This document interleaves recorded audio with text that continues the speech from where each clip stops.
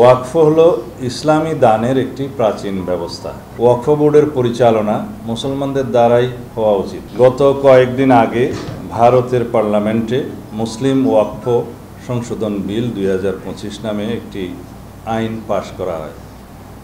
আইনটির বিভিন্ন ধারা বিশ্লেষণ করে আমরা দেখেছি যে ভারতের সংখ্যালঘু মুসলমানদের অধিকার খর্ব করা এবং বৈষম্যমূলক আচরণের চেষ্টা করা হয়েছে এই আইনে।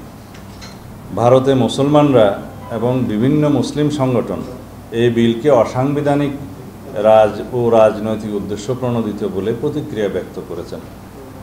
ওয়াকফ হলো ইসলামী দানের একটি প্রাচীন ব্যবস্থা। ওয়াকফের মাধ্যমে কোনো ব্যক্তি স্থায়ীভাবে সাধারণ জমির মতো কোনো সম্পত্তি ধর্মীয় বা জনহিতকর কাজে ব্যবহারের জন্য দান করেন।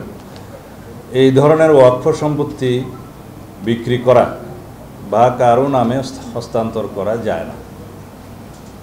ভারতের জনসংখ্যার 14% অর্থাৎ প্রায় 20 কোটি মুসলমানদের ধর্মীয় ঐতিহ্য, অধিকার, সংস্কৃতি ও স্বার্থবিরোধী এই আইনকে অপব্যবহারের যথেষ্ট সুযোগ রয়েছে, যা ইসলামী ধর্মীয় প্রতিষ্ঠানসমূহের পরিচালনার ক্ষেত্রে ব্যাপক বিপর্যয়কর পরিস্থিতি সৃষ্টি করতে পারে।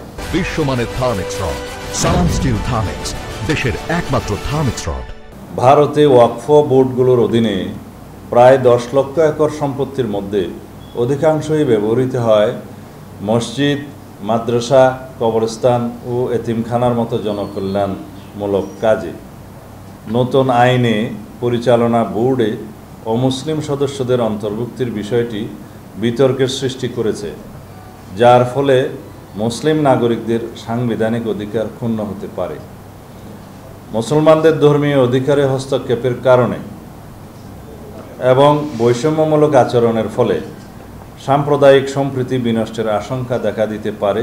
এরকম কোনো পদক্ষেপ রাষ্ট্রীয় পর্যায় থেকে গ্রহণ করা সমীচীন নয় বলে আমরা মনে করি।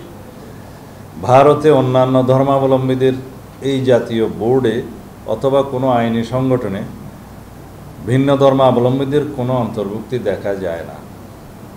সেক্ষেত্রে এই আইনটি একটি বৈষম্যমূলক আইন হিসেবে বিবেচিত হবে। নতুন আইনে পরিবর্তনগুলো শত শত বছর আগে প্রতিষ্ঠিত ওয়াকফ জমির উপর গড়া মসজিদ এবং অন্যান্য ইসলামী ধর্মীয় প্রতিষ্ঠানগুলোর ভবিষ্যৎ অনিশ্চিত করে তুলতে পারে। নতুন আইনে অমুসলিম সদস্যদের এই সম্পত্তিসমূহের ব্যবস্থাপনা ও প্রশাসনিক দায়িত্ব পালনে যে এখতিয়ার প্রদান করা হয়েছে তা মুসলিম নাগরিকদের ধর্মীয় অধিকারে সরাসরি হস্তক্ষেপের শামিল। প্রিয় সাংবাদিক ভাই ও বোনেরা, অল ইন্ডিয়া মুসলিম পার্সোনাল ল বোর্ডের মতো সংগঠনগুলোর মতে এই আইন ইসলামী ওয়াকফ ব্যবস্থার মূল চেতনার পরিপন্থী। তাদের মতে ওয়াকফ বোর্ডের পরিচালনা মুসলমানদের দ্বারাই হওয়া উচিত। তারা একে মুসলিম নাগরিকদের ধর্মীয় অধিকারে সরাসরি হস্তক্ষেপের শামিল বলে অভিমত দিয়েছেন। ভারত একটি বৃহৎ গণতান্ত্রিক রাষ্ট্র। বৃহৎ গণতান্ত্রিক রাষ্ট্রে সকল ধর্মাবলম্বী নাগরিকদের ধর্মীয় অধিকার রক্ষায় রাষ্ট্রের অভিভাবকত্বের ভূমিকাকে সমুন্নত রেখে উক্ত আইনটি ভারত সরকার পুনর্বিবেচনা করবে, আমরা এই আশাবাদ ব্যক্ত করছি। আঞ্চলিক সাম্প্রদায়িক সম্প্রীতি বজায় রাখতে এই পদক্ষেপ একটি ঐতিহাসিক ভূমিকা পালন করবে বলে আমরা মনে করি।